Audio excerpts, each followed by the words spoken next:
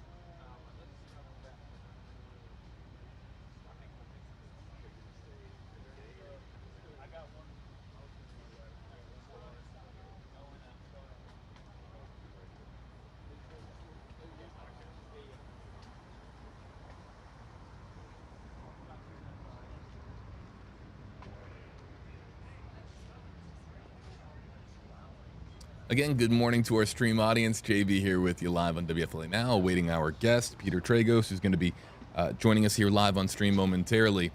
As we await the launching of our live stream across all platforms, we're live right now on YouTube, but we're about to launch on all platforms on WFLA Now. You can use the hashtag you see here on the yellow stripe beneath my name on the left side of your screen, hashtag HeyJB.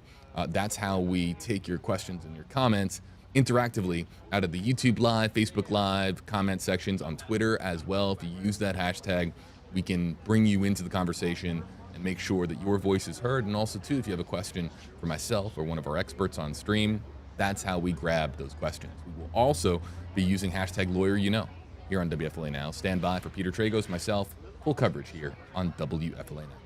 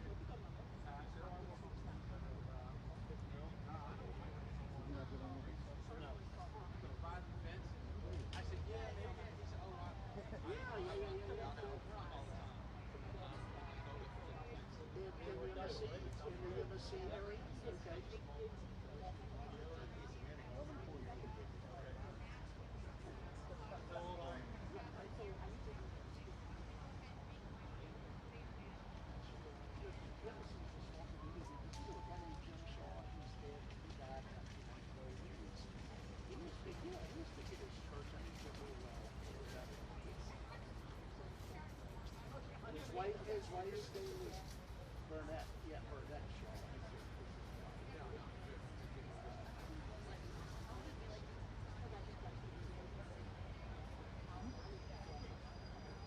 Okay, they live in Beaver County.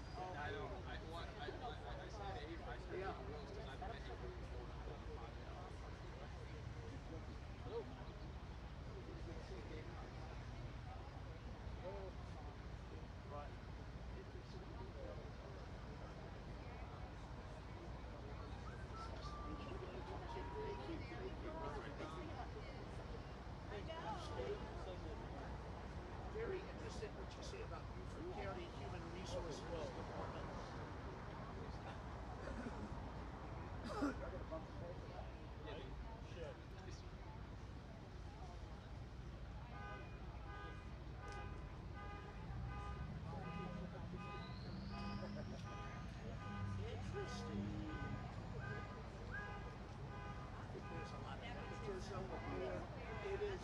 It is who knows stuff.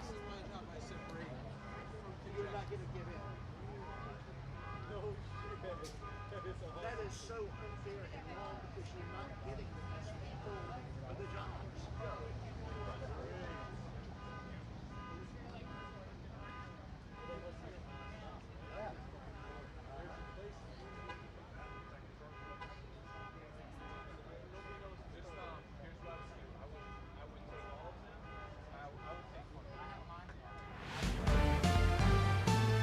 WFLA Now will begin momentarily.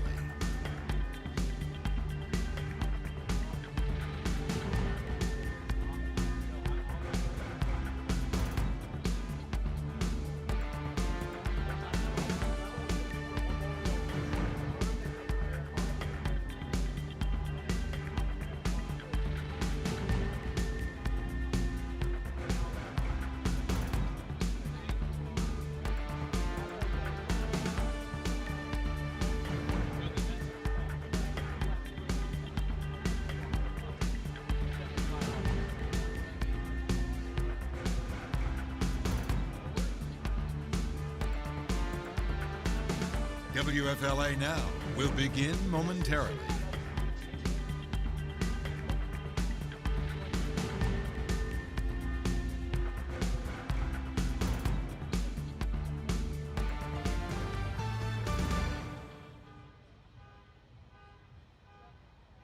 Live on WFLA Now, this is Hey JB. Here's JB Buno. The Murdaugh murder trial finally begins this morning in South Carolina as former legal giant Alex Murdaugh finds himself on the other side of the courtroom his family helped build, accused of murdering his wife and murdering his son. But will the testimony reveal the truth of what happened at that gruesome murder scene in 2021? Good morning to you. We're live here on WFLA Now across all platforms. I'm JB Buno. We are kicking off our Murdaugh trial coverage here across all platforms. I want to bring right into the conversation our featured guest this morning.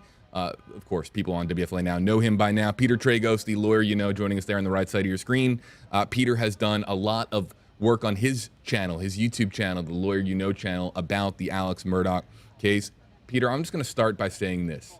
I think you and I could stream every day for 3 months and only scratch the surface of what really has transpired, not really over the years, but over the decades in South Carolina. This is an interconnected web that comes down to so many different families, so many different instances of pain and suffering, and so much of it comes back to the Murdaugh family. But the first thing I want to ask you about is the fact that there's so much publicity, so much media attention, and really what this comes down to is still 2 counts of murder, 2 counts of possession of a weapon during a crime. How difficult is it going to be, Peter, for the jurors? We now know that jury selection is underway in this Carlton County Courthouse. How difficult is it going to be to find an impartial jury? How difficult is it going to be to keep this train on the track, so to speak, and keep things focused on the charges at hand? Good morning to you. Good morning. Thanks for having me, man. Yeah, this one, it's going to be really interesting to think and hear about what comes in during this case and what doesn't. Because when you just talk about scratching the surface, or you talk about a web of criminal activity and things going on around Alec Murdaugh himself and his entire family, it includes potentially faking suicides, insurance fraud, suing himself and then stealing the money from his housekeeper / victim of wrongful death in his house, murdering his son and wife, covering up DUI deaths potentially caused by his son. All of these allegations coming in literally just scratch the surface as to what has come to light for a guy who's also been accused of stealing money from his clients and his partners and banks. It's going to be wild to hear how the prosecution puts together this case, because they want to talk about the financial crimes. They want to explain that that was the motive for him having to take the lives of his wife and his son, because it is so hard to believe why you would ever do that. Why would a person ever do that? the prosecutor is going to try to use the fact that this mounting evidence, all of these other cases coming in and closing in on Alec Murdaugh, he had no other choice but to try to get rid of all loose ends. And that was the motive for the crimes that are on trial starting today. You can use hashtag lawyer, hashtag HeyJB if you'd like to have a lot of folks saying hello to Peter, myself in the comment section, as again, this is likely going to begin a very lengthy bit of coverage for us, because while we have jury selection this morning, let me show you, by the way, I haven't showed this to you. This is the Carlton County Courthouse and on Hampton Street. And I got this mixed up earlier, not in Hampton County, Carlton County, South Carolina, the Low Country. And this is where inside this courtroom right now, jury selection, that process has begun, and we're going to pick Peter's brain here as to what that process is going to look like and how long it might take and how long it will be before the trial will actually get underway. But if you're tuning in here and you're looking for, in particular, what you're looking for is coverage from inside the courthouse, as I understand it, it's been told to me, and I'd like our YouTube audience in particular to help me out here. It's been told to me that the jury selection process will not be accessible inside the courtroom as far as live streaming goes. There will not be a feed that is permissible from inside the courtroom during jury selection. And we can talk a little bit more as to why that is. We'll break that down here in just a moment. But if anybody sees any courtroom feeds right now, I don't think you should be seeing it legally, because there is going to be a live stream from inside the courtroom, but it's actually when the trial itself begins with opening arguments, Peter. Yeah, that's not uncommon, especially because during jury selection, when we're talking to these jurors as trial lawyers and we ask them certain questions, sometimes they don't even want to talk about it in open court with nobody else there to hear. They don't even want the other jurors to hear some of their answers. So if the whole public was watching all of these people just coming there to do their civic duty, answering questions about, have they ever been the victim of a violent crime? Has anybody in their family ever been the victim of a violent crime? Have they ever been convicted or accused of a crime? And they have to go through some details that are uncomfortable. And a lot of times we try to put them at ease that none of this is going to be, held against you. Nobody's going to talk about this. Nobody's ever going to think about this. Nobody's going to hold any of this against you. We're just talking about your experiences in life that may affect the way you look at this case. And when they talk about, their child or husband or uncle was brutally murdered, and that may affect how they can handle sitting on a case like this, well, we don't want to watch that, right? The public at large shouldn't be able to watch that. They shouldn't find out these things about these jurors. A lot of times throughout jury selection, we will call these jurors by their names, Mr. Smith, Mrs. Smith, whatever it may be, and not the juror numbers like we see in a lot of these high-profile cases. So this is really digging into the personal lives of the jury, or of the potential jurors, I should say. And a lot of times that's private information. So I think it's better off that it's not live streamed. So Carlton County is where this is all going on. As I understand it, there's a pool of more than 1,000 jurors. And of course, they have to whittle that down and find the 12 best jurors. Is finding a jury, I know that jury selection is it's a section of law, and it's a section of our justice system that isn't talked about enough, in my opinion. But when it comes to finding jurors, is the number one criteria finding jurors that are as impartial as possible, Peter, or is that impossible given the magnitude and the publicity of this case? I think, if you want my honest opinion, every juror walks in there when you hear of a murder trial, and they want to get the person that did it, right? I also think that in a lot of jurisdictions, the jury can't know necessarily what the penalty for the crime is going to be. And when you're talking about a drug offense or a lesser offense or even battery or something like that, they may not know exactly what the criminal defendant is looking at. But when it's murder, when it's double murder, they know that this is going to be a life sentence or death sentence. In this case, it's just going to be, they're just looking for life without parole. I don't know in this county if the jury knows that, but they know it's going to be serious. They know it's going to be the rest of his life in prison. They know he's never getting out again. So they know it's the highest magnitude, right? It's not like they think he's just going to get probation, so this doesn't matter. Let's just convict him and move on. So they know the gravity of this situation. The number one thing you really want is somebody that's not going to come in there with their mind made up already, somebody with an open mind that's going to listen to the evidence and see if the state does clear its burden of beyond a reasonable doubt before they come back with a conviction. Let's get to some of the comments coming in. You can use hashtag HeyJB. You can use hashtag lawyer and actually it's not loading up here. I'm going to see if I think I forgot to paste this code in. Hold on a second here, everybody. This is live streaming. Welcome to some of the craziness that goes on. Peter knows a little bit about it because he does it on his channel as well. And I think now I can bring up Skipper's comment. There it is. Hashtag HJB. And Peter, do you foresee the trial actually beginning after selection is made? And I'm not sure if I follow this comment. Maybe there's more to this comment that I'm not reading, that I don't really fully understand. But this trial is going to begin after jury selection occurs, right, Peter? So I don't know the background of Skipper D, but there are some certain situations where we pick a jury and then we don't start the trial till next week, or we pick a jury and everybody starts the trial on the same Monday. We use this week to pick jurors. I don't know if that's what this jurisdiction is. It does not seem like that. It seems like because of the high profile nature of this trial, my guess is they've cleared most of the other trials out. It's supposed to go till, I think, February 10th. I think they have planned for 2 days of jury selection. I will tell you that if the criminal defense attorneys want to take more time, it is unlikely that a judge cuts them off because of the constitutional rights of the criminal defendant. In civil cases, they're much more likely to cut us off if we're taking too long. But when you're talking about the constitutional rights of a criminal defendant, if his lawyers, now, if the state is going too long, the judge may cut him off.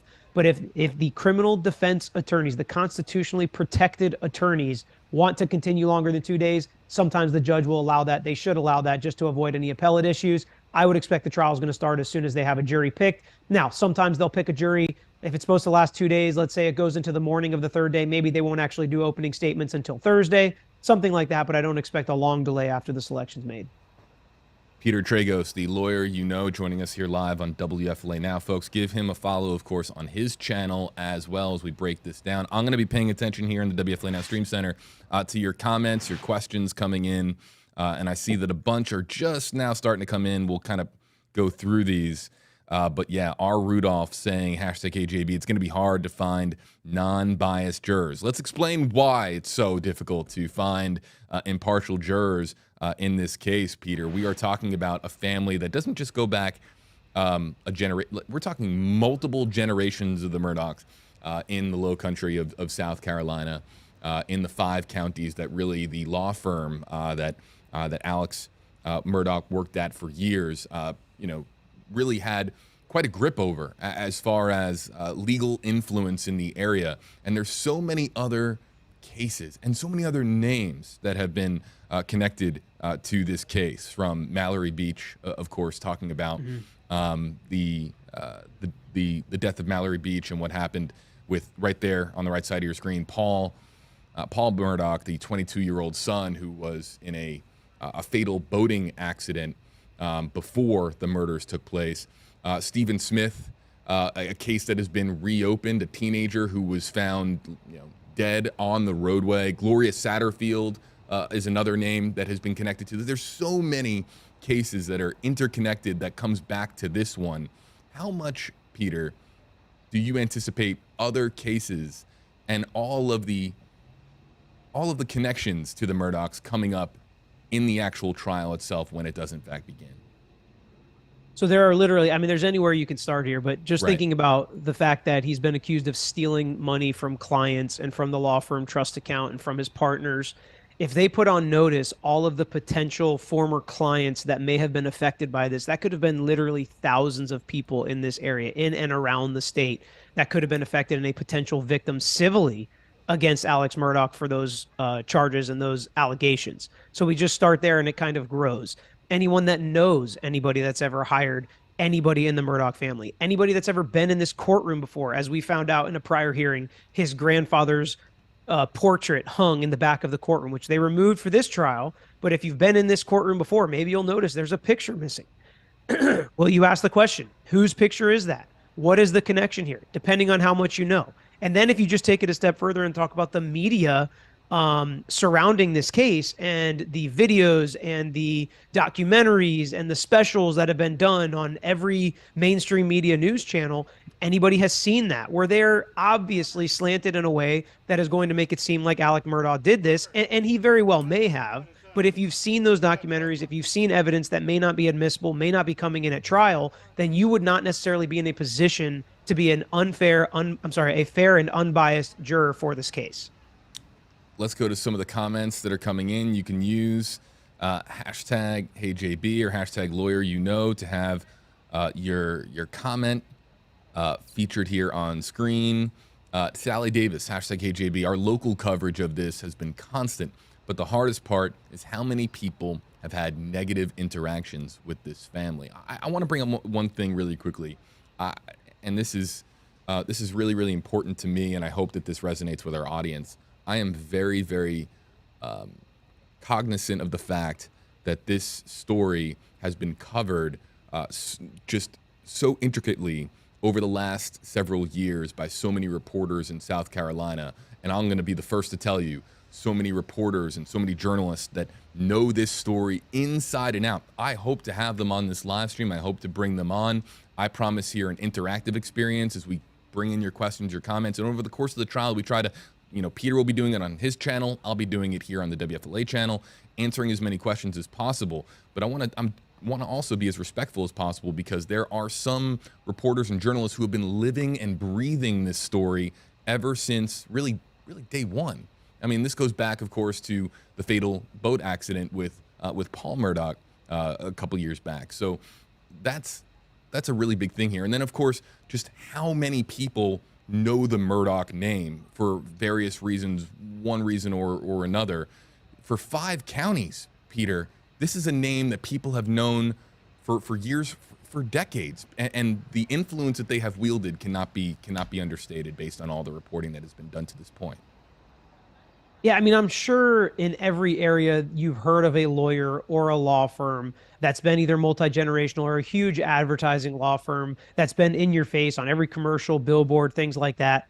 Just try to imagine if it was that family, thousands of clients, thousands of people that know it, and then take it multi-generational. And that's the wild thing. I mean, most times when I go to pick a jury, my dad's a lawyer. I'm a second-generation lawyer here in Pinellas County in the Tampa Bay area. So my dad's been here for 40 plus years as a lawyer. There's almost every jury selection where I know at least somebody that's going to be in that potential jury pool. So just take that and multiply it tenfold, because there's multiple family members in multiple generations. It's not just father and son, right? So when you deal with something like that, there's going to be tons of people that may just be friends of the Murdaugh family and may think positively of them. So we're all thinking the negatives, people that have been affected, people that hate this law firm or hate this lawyer, hate this family. There's going to be a lot of people that they've actually helped. A lot of people that love them, a lot of people that still believe in him potentially. So those people would also be struck as not being unbiased. So it's going to come from both sides. It's going to be very hard to pick a jury, I think, in this, quote unquote, small town. And they are ready for the media circus and the amount of people that are coming. There have been articles out about how they're setting up food trucks and doing certain things almost like there's some attraction coming to their small town. Let's go to this. Nebraska prima donna, hashtag HJB. Any updates regarding the mysterious death of their housekeeper that he also allegedly stole from? So that's Gloria Satterfield. And one of the reasons why I'm glad that the prima donna here asked this question is because this is the one charge right now connected to Gloria Satterfield that Alex Murdaugh has pled guilty to. And that is the confession that Alex Murdaugh was responsible for really swindling the Satterfield family, really Satterfield's kids, out of I think it was $4+ million, Peter. I can't remember the exact number. Yeah. I did a video breaking this down. This was incredible to listen to the story. And just to be clear, he didn't plead to causing the mysterious death, because that's kind of what's around the question. I know that's not what you were saying. Right. But just to be clear, since we're talking about murder now, right, he didn't plead guilty to that. What he did was basically, in a nutshell, she tripped and fell down some stairs at his house, at Alex Murdaugh's house. She ends up dying, so it's a wrongful death claim. He ends up telling her kids to hire this lawyer and sue himself. So they're suing his homeowner's insurance. They settle the case with a lawyer friend of his, and they end up sending a chunk of the money, because in these kinds of cases, you can send it to basically have somebody invest the money for you so it can last longer, it can make money, and it sounds really good. And a lot of times we will use companies or financial planners to do that. Well, Alex Murdaugh himself set something up. So they sent the money to basically a sham corporation. So he was able to take the money and run. Basically, he didn't run, but he was able to kind of keep that up until that all came crumbling down when other people looked into it. And that's what he's pled to, is basically swindling them out of sending him the proceeds of the settlement from his own insurance company, because he talked them into suing Alex Murdaugh. Yes, any charges related to anyone's death Gloria Satterfield. We mentioned Stephen Smith, Mallory Beach. Those are just terrible stories that have unfolded in the Low Country of South Carolina. There's been no. Alex Murdaugh has not. He has pled not guilty to murdering his wife and son, and the other cases we're still learning about to this day. I mean, this is still plot lines that are still unraveling. Let's bring things back into focus, Peter. As far as the double murder trial that we now have in front of us, I've been researching this over the last week plus and looking and trying to really grasp the evidence as best as possible. And my initial take on this, I mean, we're going to learn more at trial. We're going to let, of course, the prosecution make its case, and we are, of course, going to hear, the defense try to really disprove all the evidence and all the testimony that comes forward. But as I understand it, and based on the reporting that has been done out of South Carolina, this is no slam dunk case. Oh, no, it's far from a slam dunk case. They've got issues with not having the murder weapon, 2 different weapons apparently being used. We've got some, I don't want to say destruction of evidence, but evidence not being preserved appropriately maybe, and that's going to affect the blood splatter evidence and experts. And then they've also found some memos to where the first expert said there's nothing here we can use. The second expert said there is. There's also some open motions in limine, meaning each side has asked the court to not allow certain evidence in or to allow certain evidence in, and the court hasn't made the final decision on that yet. So, and that's one of those is motive, the financial crimes and all these other bad acts of Alec Murdaugh that haven't been proven in court. The state wants to use them as motive, which means they're going to be able to really use the generally bad guy rule, as we say in criminal defense cases sometimes, and just pile on about what a horrible person he is, which obviously is prejudicial and makes the jury more likely to convict. So we don't even know exactly what evidence is going to be allowed in this trial, which is why it's so important to find jurors who don't know about any of it. And they're going to hear about the actual evidence for the first time. Now, they can have seen a news article or know that he is accused of this or something like that, but they can't know about all the intricacies, about all the other things he's accused of, or they may not be unbiased walking into this courtroom, walking into this trial. And that's what's most important about what we want to protect through this jury selection process. So let's go back to exactly the circumstances surrounding this and what we know about that June 2021 night when Alex Murdaugh is, again, accused of murdering his wife, Maggie, and his son, his 22-year-old son, Paul. This happening, of course, at their hunting lodge, not too far away from where the family lived. And as I understand it, Maggie was living closer towards the beach, towards the coast, for a lot of the time. But really, this happened at their hunting estate. Now, as it's been laid out in front of us by the prosecution, Paul and Maggie are at this dog kennel at night when they are gunned down. And again, the 2 weapons thing, we're going to break this down a little bit. The 2 weapons thing is still something that, as far as the trial goes, I'm very much anticipating hearing more about exactly how the 2 weapons were used and also where the weapons are to this day. But Paul was found dead of 2 shotgun blasts, 1 to the chest, 1 to the head. We had Maggie, who was found deceased of multiple rifle shots from an AR-15 rifle or style rifle to the chest, and then 2 while she was laying on the ground. Investigators determined that there were 2 shots fired directly into her head, pointed downward while she was laying down on the ground, again, outside the dog kennels. Now, Alex Murdaugh has claimed that he left the property that he was going to visit his mother with dementia, and that is part of his alibi. And also, too, how that alibi actually is introduced in a court of law, and how digital evidence will come into play. Peter, that's going to be really at the core of this, as well as the blood splatter evidence, because, again, I'm introducing this for the first time for our audience who might not be familiar with this story. Alex Murdaugh's clothes allegedly had blood stains on them, and whether or not those blood stains are consistent with the splatter of a close-range shotgun blast or from a rifle blast, again, a rifle blast from standing over your victim, standing over the person that you just shot, that is going to be really, as I understand it from all the legal analysis that's been done up until this point, Peter, is really going to be at the core of this case. The alibi and the blood splatter evidence on his clothing. Yeah, and that's something that we're not sure exactly how it's going to come in when talking about the blood splatter, because that was a big focus of the motions in limine for the defense attorneys at the last pretrial that was streamed, that you can check out and listen to them argue. And the judge, is kind of going to, I think they're going to let some of it in, but they're going to let the defense attorneys really poke holes in a lot of what that quote unquote expert has determined based on a shirt that is no longer testable, as the defense says. The alibi is going to be really important. The witnesses testifying as to where Murdaugh was, how long he was there. So you'll also hear probably a lot of questions and a lot of focus by Murdaugh's lawyers on the timeline. When did this happen? Are you sure it happened at this time? How are you sure? And then that's the time they're going to focus on for the alibi. The 9 o'clock hour is when the murders are believed to have occurred. Really, I believe that it was pinpointed to be approximately between 9 and 9:30 at night. The 911 call comes in about an hour later, an hour after that.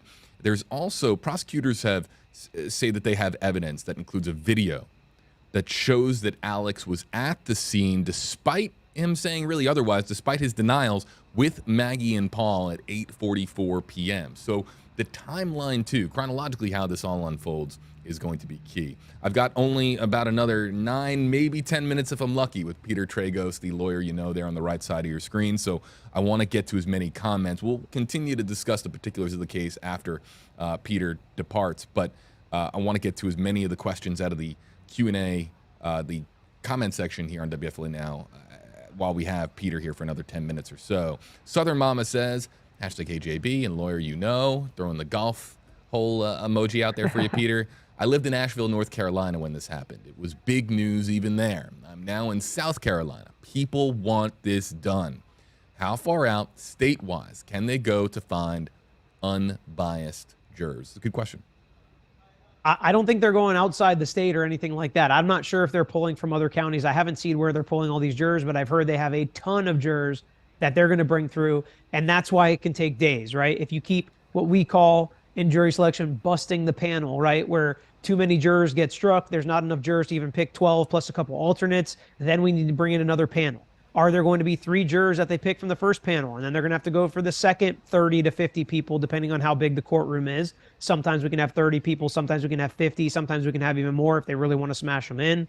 But that's why it takes so long, and there's going to continue cycling through jurors, which is also why I wouldn't expect to have a bunch of other trials, because you don't want reject jurors from other trials then coming in and being potential jurors in this trial. They're probably going to give this one kind of the first priority of picking unbiased jurors that might not know what's going on in this case. So, I would expect this is going to take days. I don't know how many counties they're pulling jurors from. Yeah, and if I believe it's 12 jurors, and then alternates are going to have to be selected as well. What's the standard number for alternates? Is it usually 2 or 4? Usually you want to have at least 1 per week. So I think this is going to last till February 10th. So maybe that they'll have at least 3 or 4 alternates, something like that. And then Grizzly True Crime on YouTube Live asking really the big question that everybody wants the answer to. How long will jury selection take? I keep hearing as short as 2 days up till really the entirety of this week, with the trial beginning on Monday. What do you think, Peter? So when you have a pretrial, the judge usually asks, how long do you expect this to take? There are certain things where we know exactly how long it's going to take. How long is your opening statement going to be? 30 to 45 minutes, Judge. How long do you think your case in chief is going to be? 6 days, Judge, because we plan out the witnesses, give or take a day or a half a day. Especially the longer the trial is, the more leeway there is.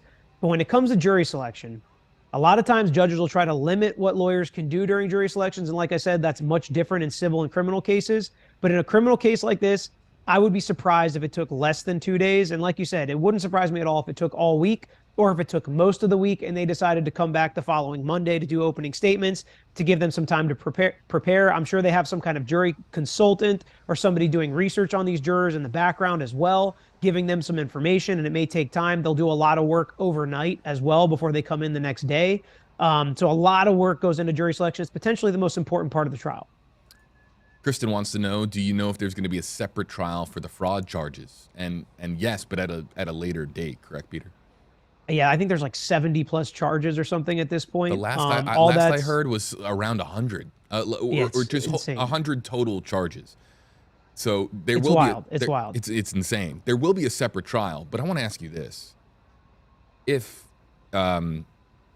if Alex Murdaugh is found to be not guilty, he still has to answer to nearly 100 or so charges. Is there any doubt that we're looking at somebody who, I mean, I'm trying to remember my notes. I believe that Alex Murdaugh is about approximately 64 years old. I mean, is it looking like this is somebody who's going to spend the rest of his life behind bars? The odds are against him. Okay. I mean, it's going to be very difficult, even if he wins this case, for him to win all the others. I think if he loses this case, the question that keeps popping up is what's going to happen to the others. He's probably a lot more likely to plead. Unless he's got some good appellate issues, then he'll continue fighting those while he appeals this. This is obviously the most serious crime, most serious charges. If he's not guilty here, there's a better chance that he potentially gets some kind of bond or bail so that he can get out pending the other charges and continue to fight them. A lot is still up in the air when you have this many moving parts. From everything I've read, this particular prosecuting attorney is handling all of Alex Murdaugh's cases, so he knows what's going on in all the other ones as well. Yeah, and I look forward to hearing more from the prosecution, the defense. I keep hearing that the attorney for Alex Murdaugh is an all-star type pro in South Carolina, somebody whose name carries just a lot of weight as far as the legal system in South Carolina. So this is going to be, is this shaping up to be one of the most, if the not the most high-profile trial of the year, Peter, in your opinion? It's hard to project that type of stuff, right? A lot of us didn't see the Johnny Depp Amber Heard story coming.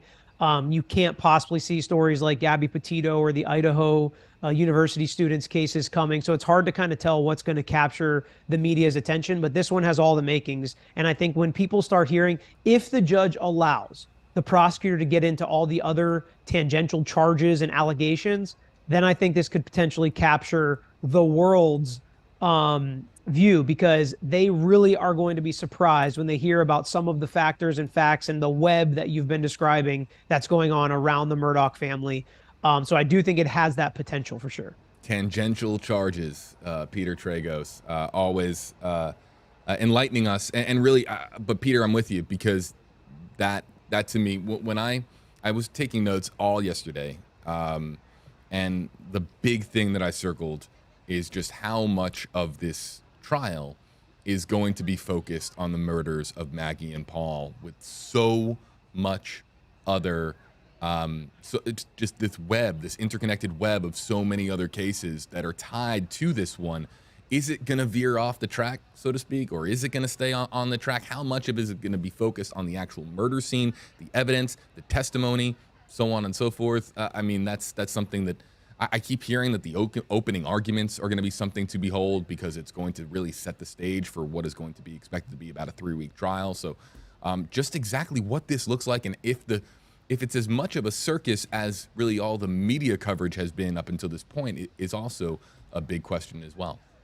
There's no question that you understand a lot more how somebody could be capable morally, ethically, physically, emotionally, of committing a crime like this against his own family when you hear about everything else, right? Because you just can't imagine how you can steal money from injured victims, from dead victims, from your own housekeeper, from your own partners that you've been in a working relationship with or in partnership for generations. But when you hear somebody's capable of all that, it's literally propensity evidence that maybe he's capable of this. And that's exactly what the rules of evidence don't want coming into trial. They want this jury determining, did he commit these specific acts, and what evidence do you have that he committed these acts? Not that he's a bad person, not that he's a bad guy, not that he has a flawed moral compass, not that he could steal money, not that he doesn't care about victims, not that he doesn't sympathize or have empathy for anybody. Did he commit these acts? That is the question we're supposed to be in court talking about for the next couple weeks. And I think, like you mentioned, his lawyers are very good lawyers, top-notch lawyers, top prosecutors, state and federal level, representing him now on the defense side in this criminal case. So I think that's going to be a big part of their job, is keeping everything else out of this case and focusing on these acts. Did he commit these acts? And I think that's a tough job with all of the other arguments that the prosecutor's trying to make with motive, and this is why he committed these acts, and it shows the jury the full picture, and they are really important for these other reasons, not just for propensity evidence. So that's what I'm really interested in seeing, this back and forth on how much of the web actually comes into this trial, because I think you and I would look at this a lot differently if we just heard, okay, dad is accused of killing mom and kid with 2 separate guns. They don't have a murder weapon. The blood splatter evidence isn't that great. He has an alibi, meaning he wasn't even really there at this time, if we believe the people that are testifying about his alibi. I think we'd be a lot more skeptical if we didn't know about all of the other Alex Murdaugh allegations.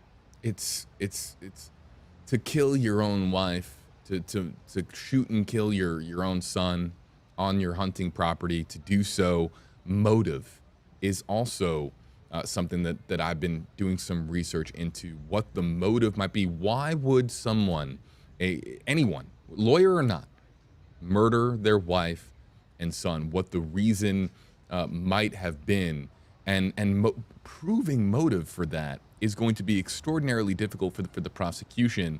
I know you have to go, Peter, but I'll leave you with that. As far as what you make of the potential motive in this case, and I'll get into it here after you're off stream, but what's your take on it? The prosecutors made it clear in the last pretrial that they believe the motive is covering up the financial crimes. And now the defense argues that he's going to commit worse crimes to cover up less serious crimes. And the answer is, well, if it would have worked, they wouldn't have found out about the worst crimes, meaning the murder. And yes, he was trying to cover up all of the financial crimes that were coming tumbling down on top of him, literally burying him in all of these financial crimes that he's been accused of. So they want to get into all of those other crimes, the fact that he committed all of those other crimes, even though they haven't been proven beyond a reasonable doubt, and to cover them up is the motive of this case. Without that, what's the motive? There's nothing to indicate that he hated his son or hated his wife or they were fighting or there was anything like that outside of the normal or the ordinary issues that you have going on in a family. But I think they do have a pretty good motive if they can talk about the financial crimes, especially because, as you mentioned, Paul was involved in that boating accident. Did his wife and did Paul know about some of his theft, some of his financial crimes, some of his fraud? What did they know exactly, I think, is also going to be difficult for the prosecution to prove, because in order for that to be a motive, they would have to prove that they even knew about it, so that killing them would even cover up those financial crimes. And if that is the case, and the defense is forced to argue this motive back and forth, who else potentially could have known about it? His partners, the paralegal that was the one putting some pressure on him about this check that I guess he stole the client's money allegedly. And that's what kind of made it all crumble down. Why didn't he kill her if he was going to try to cover up these financial crimes? So does that really make sense that that's a motive for killing your wife and son? Or is it more likely that they're going to bring up some alternative suspect or some alternative theory? 2 guns, 2 people. I think there's a lot of potential arguments we could see. And the fact that this was a speedy trial, we really don't know exactly how the evidence is going to be presented in the case, which is why I think opening statements are going to really give us a roadmap of what we can expect to see. Peter Tragos, the lawyer you know. Thank you for your insight, Peter. I have a funny feeling that I'm going to be talking to you again about this case as things begin to, of course, take shape over the weeks ahead and as we get closer to really the end of this trial. If you have not found his channel, Peter Tragos, the lawyer you know, go find him right now on YouTube. He's, of course, across other social media platforms. He has joined me now recently as we do some stuff on some other platforms together. Peter, you're a pro. Thank you so much. Thanks, man. Appreciate it. I'll catch you soon, all right? We'll talk soon. All righty. Peter Tragos, folks. Great to have his perspective here, and he has done multiple videos on this. Please feel free to go follow his channel. He's got some really deep insights into the Alex Murdaugh case. All right, we're going to spend a little bit longer here on stream going over your questions. I've been following some of the stuff from News Nation, who did their big hour-long special on this last night. They, of course, have video of Alex Murdaugh arriving to the courthouse in Colton County, South Carolina. And Jim, if you close that bin right there, you'll find what you're looking for. Yeah. Here in the Stream Center, folks, JB here with you live on WFLA. Now, good morning to wherever you're joining us from. We're going to stay here with you live on stream because there's no feed from inside the courtroom. That's because it's jury selection and there's not supposed to be a feed. We're going to be wrapping up our stream here in about 10 to 15 minutes. But I want to do this this next section of the stream to bring in as many questions and comments as possible, because there is so much to this case. And again, we could probably do a 24-hour marathon stream starting now and going to tomorrow and really barely scratch the surface as to the intricacies of this case. So we're going to do our very best to answer as many questions as possible. And I think that audio that you're hearing, that's from outside the courthouse.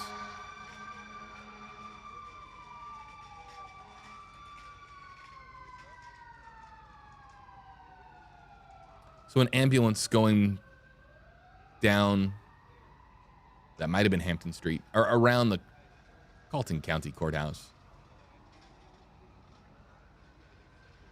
As again, we're here live on WFLA now. Let's go to some of the comments. Let's say hello to our YouTube and Facebook Live audience and say hello to everybody.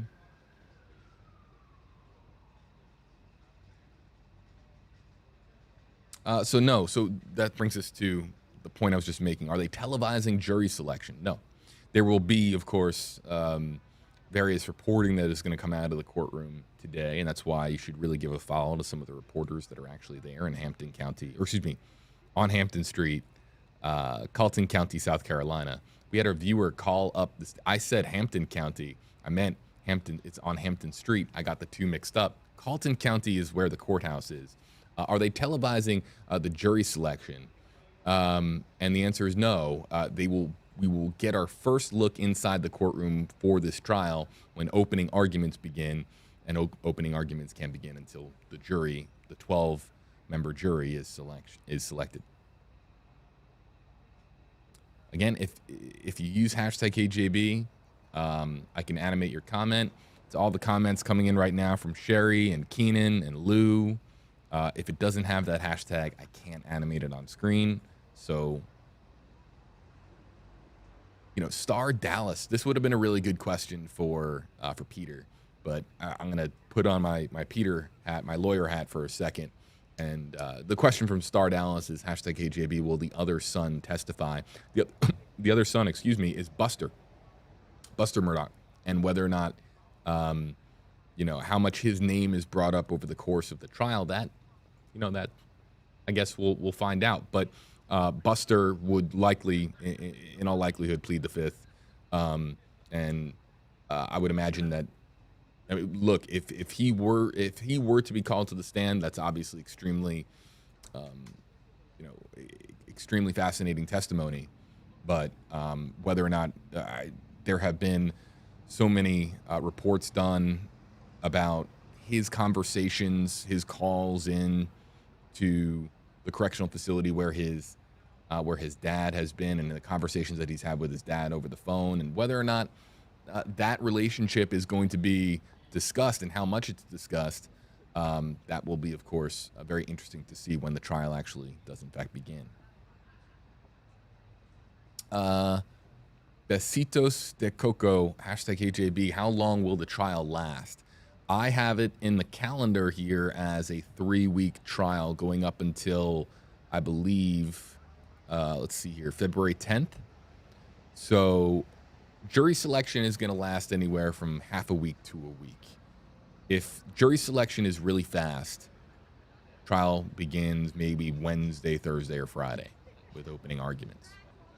However, if it does go the full week, then we have things starting on Monday. But really, this is expected to be a 2 to 3 week trial.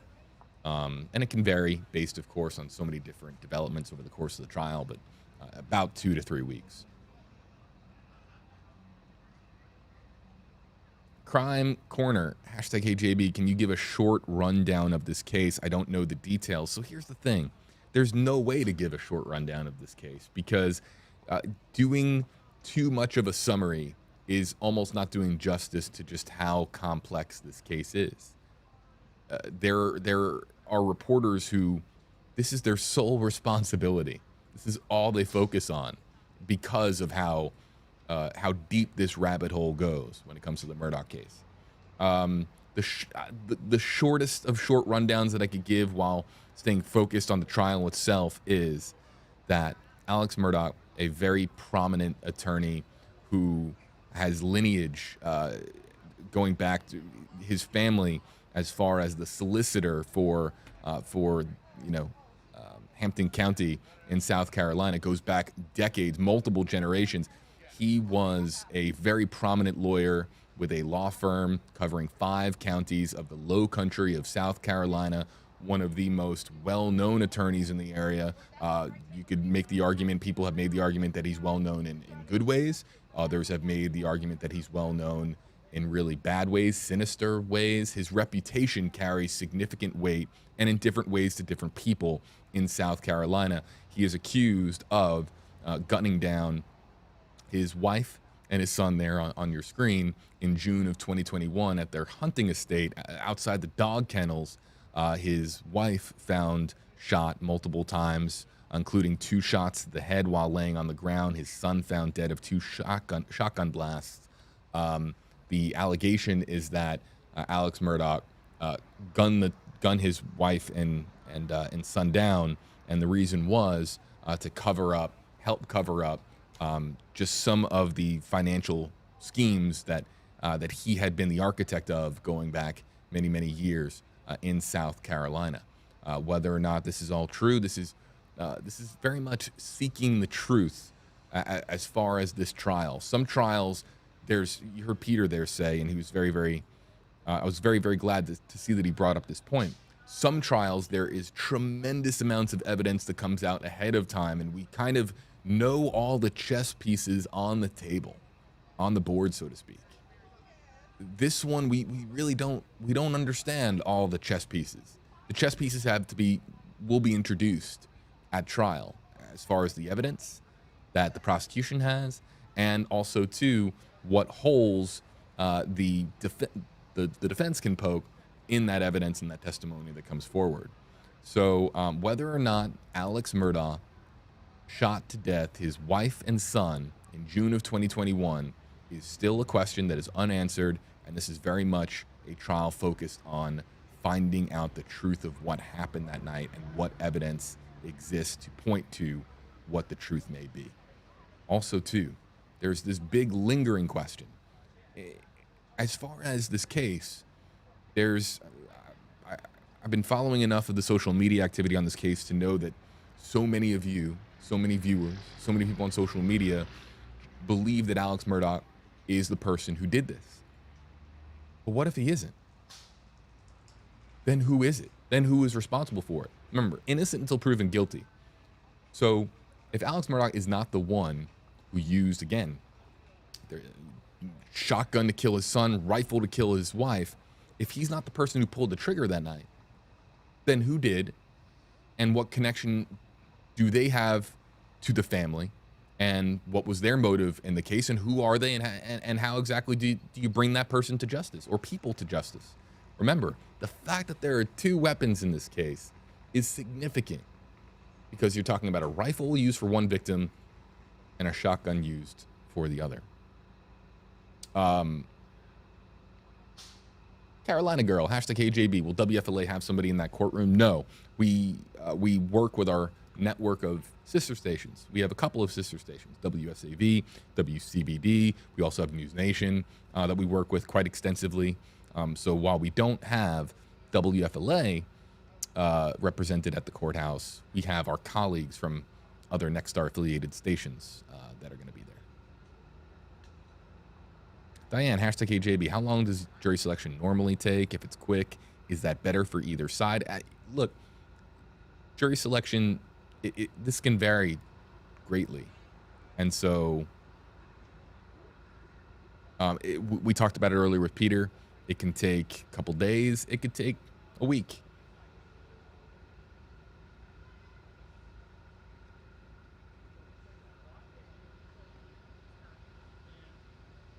So I'm glad that Ray of Light brought this up. Isn't it obvious? You've heard a person's last name can reveal who they are in life.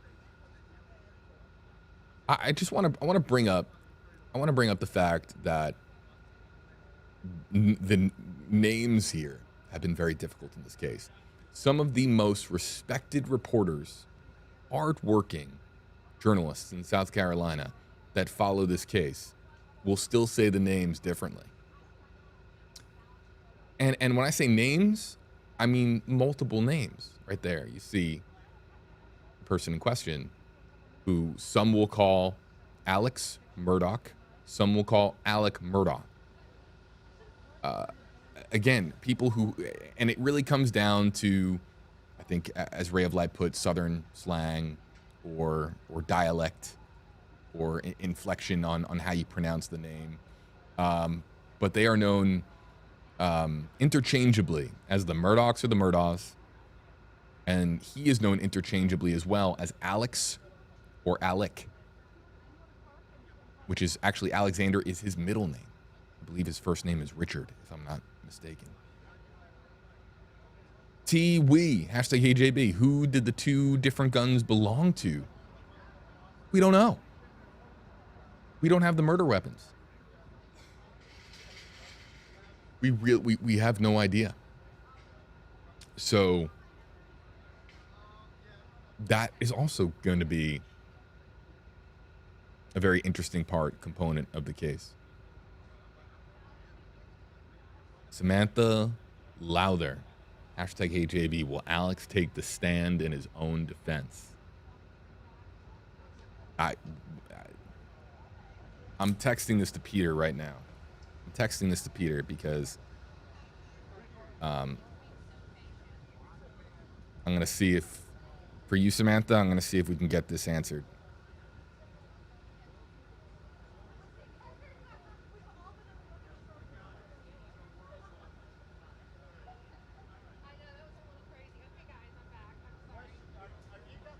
Would Alex take the stand in his own defense? Would he be the one up there and really a courthouse that his family helped define the legacy of the Murdaugh family going back to really the 100 years, or nearly 100 years, really a century? Would he be the one to have the key testimony in this case? Peter's responding. He's texting me back. I'll read this here in a second. I've got dots.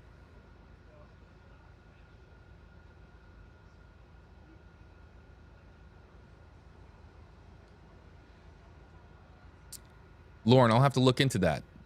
Lauren, I appreciate you letting me know about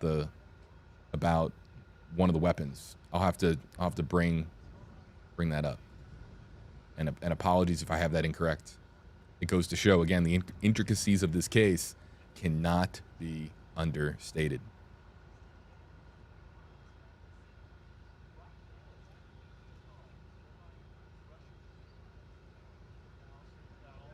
Amber, hashtag HJB, how long will he be in prison for? If I remember correctly, all of the charges carry something to the effect of 500 years. This is someone who's 64 years old. If he is convicted, we're talking about somebody that would potentially spend the rest of their life in prison. However, the death penalty is not, this is not a capital case. Death penalty is not on the table. He's looking at spending really the rest of his life in jail. I mean, that's what we're looking at here. You know, so I'm glad you bring this up, Andra O, because don't forget the abuse of power of the Murdaugh family, hashtag HJB. But how much his alleged abuse of power is a theme in this trial is really a mystery. Will his let's focus on those words: abuse of power. The allegations that Alex Murdaugh used his influence, his tremendous legal system influence and his legal influence altogether to carry out the deeds that led him to become an extremely prominent private lawyer in the low country of South Alabama, or low country of South Carolina, excuse me. Whether or not that's at the core of this trial remains to be seen. We really don't know. We really don't know. I mean, look, the prosecution is likely going to try to weave in those themes into their argument. And of course, they're going to have to establish motive. So abuse of power might be very much a core theme for the prosecution. But again, this is all of this comes back to Maggie and Paul, and so much of this trial has been from a media perspective and from a public perspective. So much of this trial has been focused on Alex. Not enough people are talking about those two. Not enough people are talking about Maggie and Paul and the fact that they were gunned down by the dogs, by the dog kennel. I mean, so I think it's just because it all comes back to Alex, and so many people are honed in on how many different storylines and threads he's connected to. But Capri Smith, hashtag KJB, is his other son implicated in any of this? There have been allegations made that the other son, Buster, has connections to another case in South Carolina, the death of a teenager by the name of Stephen Smith back in 2015, I believe the year is. But that is not really at trial here. And Buster, where Buster being the surviving family member, the surviving son, where he's going to be, if he's going to be present in the courtroom, where he's going to be watching from, how connected to this case he's going to be. His age, I believe he's in his 20s. It's his exact age. Let's see if we can just do a little bit quick. Yeah, he's 20. He was born in 96. That makes him, 25 years old? 26 years old?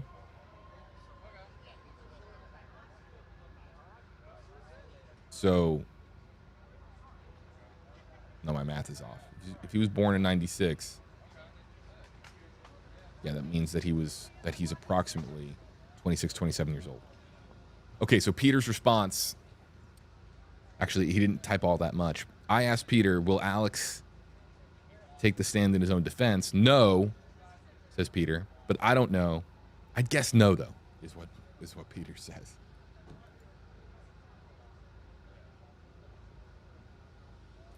Couple of final questions here, folks, before we wrap up this live stream. You can use hashtag KJB to get my attention, add to the Facebook Live, YouTube Live comment section. Bruiser Bite says, hashtag KJB, if only the dogs could talk. Just like the Idaho case, yeah. I mentioned that during the Idaho case.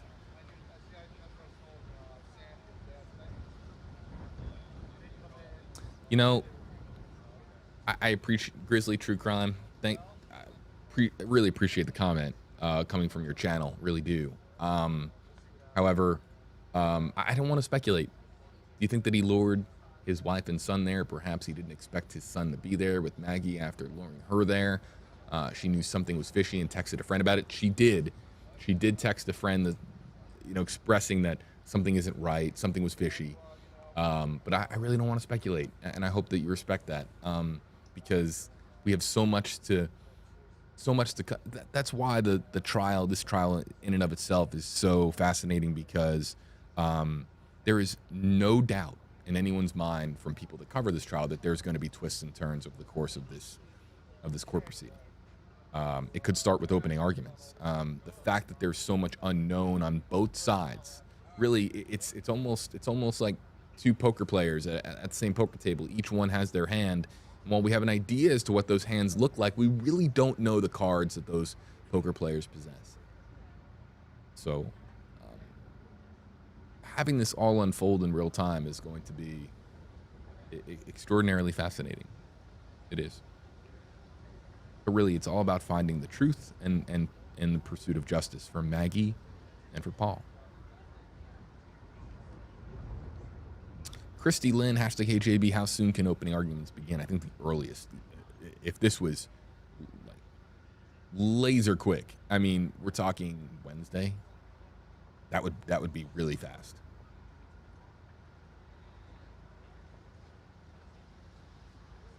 Johnny said, oh, hold on, wait, there's Johnny. Wouldn't an emotional Alex on the stand be crucial? No, not necessarily. Him on the stand expressing emotion isn't crucial to either side.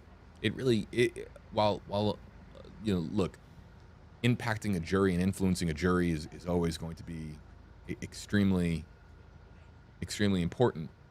But really, what it boils down to is the facts of the case, and what it boils down to here, some of the commotion outside the courthouse. What it really comes down to is what can be proven and disproven in a court of law. And while I'm sure if Alex were to take the stand and if Alex were to get emotional, my goodness, if Alex gets emotional even while he's not on the stand, if he is just sitting in his seat listening to some of the testimony and he gets emotional, I'm sure that jurors are going to pay attention to that. I'm sure that the media at large, the public, is going to be fascinated by that. But is it crucial to the outcome of the case? I would say probably not. A factor? Sure. Megan, will this trial be live streamed? Yes. Once opening arguments begin, we'll have streaming coverage here on WFLA Now. Faith in humanity? Yes. We can see inside the courtroom once it begins.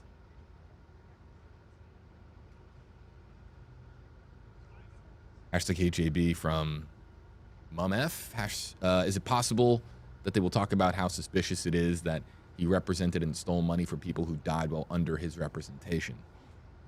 Whether or not the allegations that he swindled so many different people out of their money comes up at trial is going. That's what I want to know. That is the number one thing in my notes as I prepared for this. I can show it to you. I have my notebook over here. I put a huge circle around it. I said, how much of this is going to be actually going to focus on the murders, and how much of this is going to be focused on all of the allegations of fraud and swindling? How much of this is going to be focused on the other families, Mallory Beach's family, Stephen Smith's family, Gloria Satterfield's family? How much is that going to be introduced, if at all?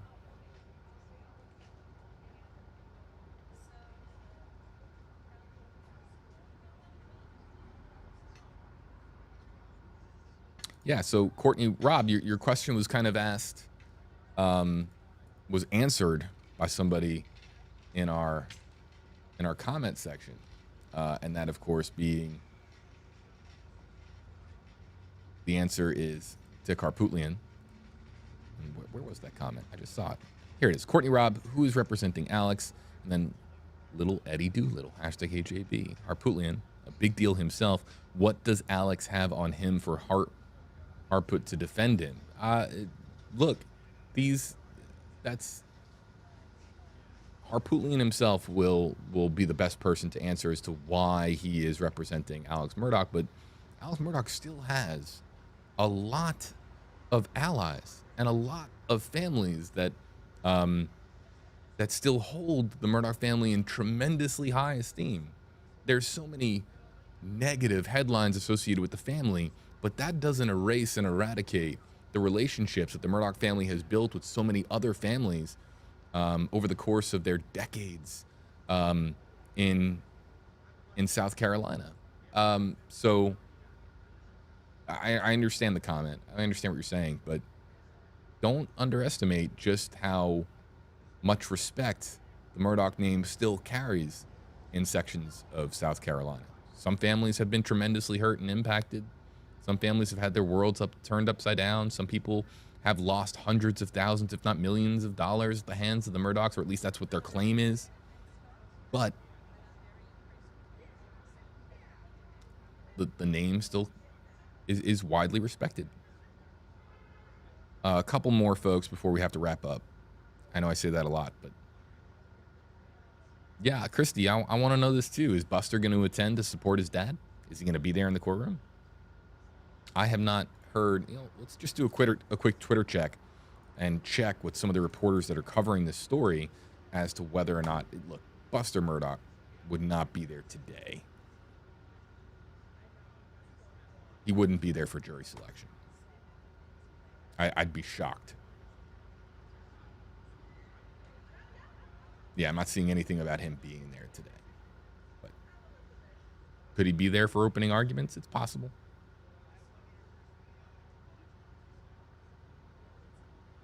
Lori, I think this is a certainty. Well, depending on your definition of a lot, but Lori's comment, #HeyJB, I hope there's a lot of evidence that we haven't heard about. I think there's going to be a lot of evidence and counter evidence presented that we haven't heard about yet.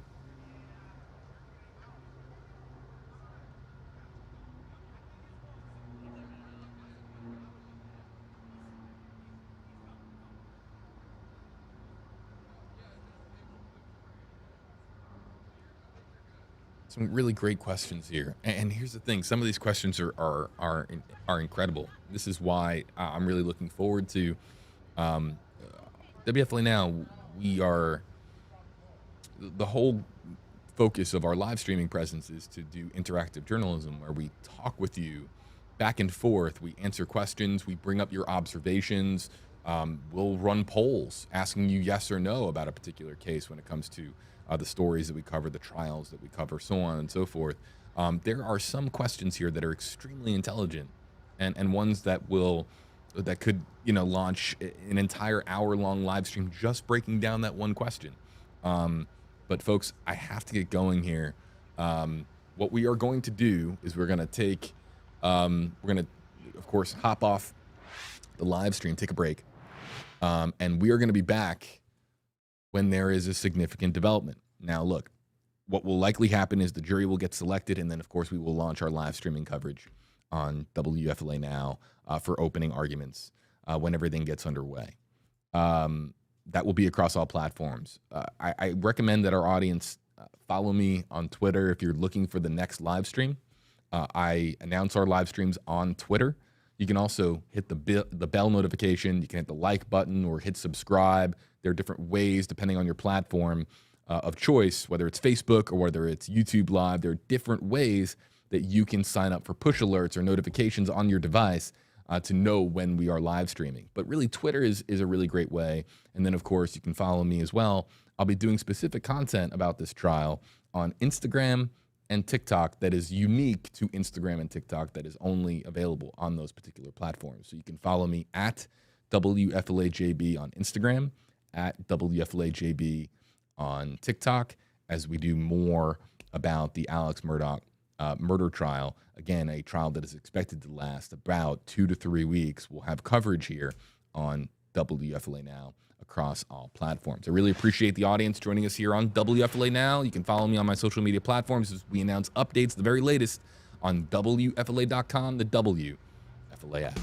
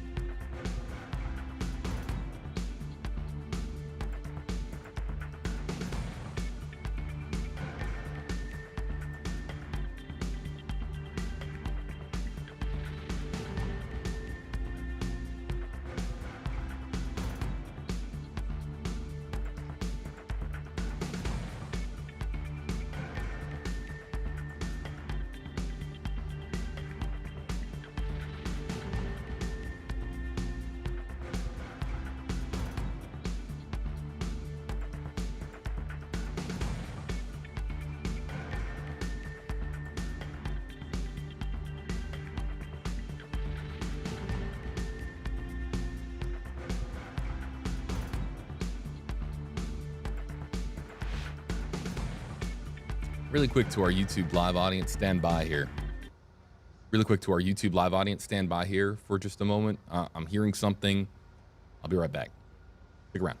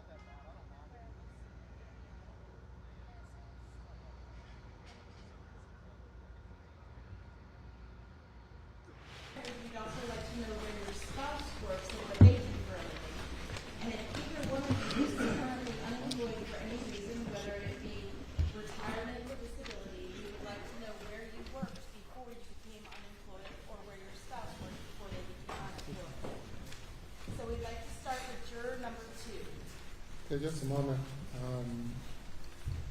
You're speaking into a mic, is it on? Whatever you're speaking into. I'll speak at this one. Okay, juror number 2. What do you do for a living? And where do you work?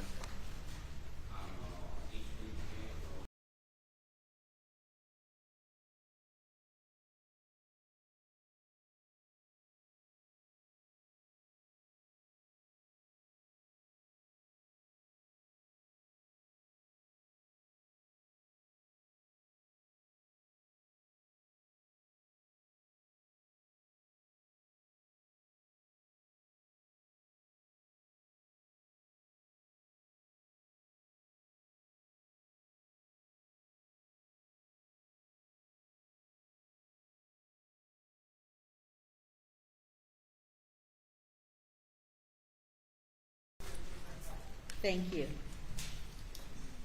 Juror number 11. Yes, sir. What do you do for a living?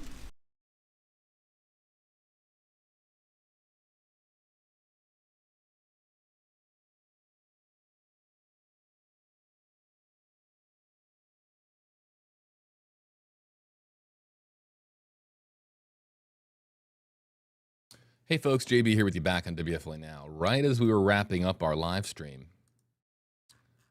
I was notified of a potential feed. That's what we do here in the Stream Center. We're always tapping into different feeds, different signals, bouncing around from different places. And we tap into those feeds to check what they are, and then, of course, to live stream them to you across WFLA Now's platforms. This is, I can confirm, this is a feed from inside the courtroom right now, where the jury selection process is underway. I do not believe that that the court. We're checking in on the court audio, trying to figure out exactly what the deal is with the courtroom audio. So this is from inside the courtroom. We can say that. Whether or not, of course. I'm hearing a couple different things in my ear. I'll be right back. Stand by.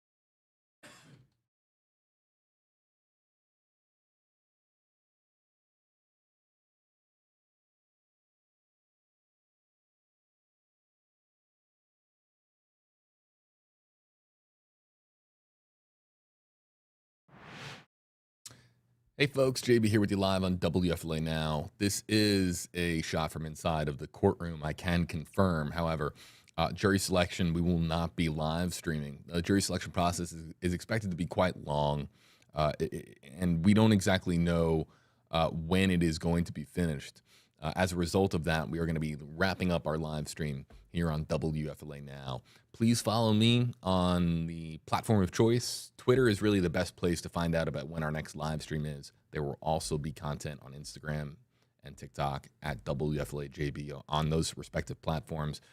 We'll be filling you in as to when the next live stream is going to be, what it is going to be on, and when opening arguments are going to be as far as the official beginning of the Alex Murdaugh trial. Again, the very latest for you on WFLA.com, the WFLA app.